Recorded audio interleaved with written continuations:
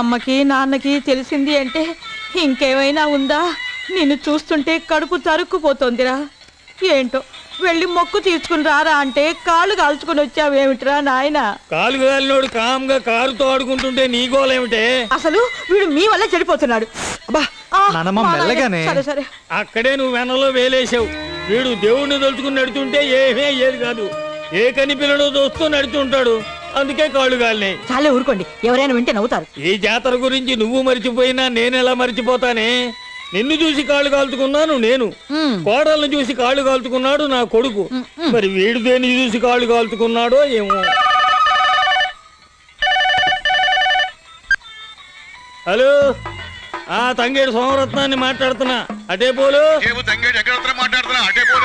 నీ అమ్మ మొగుడిని మాట్లాడుతున్నా. ఏదో బిల్డప్ వద్దు, పనేంటో చెప్పు. వాడికి పోరోసారి. ఓహో రేయ్, మీ బాబు మాట్లాడతాడంట. Hi daddy. ఎప్పుడు వస్తున్నావు?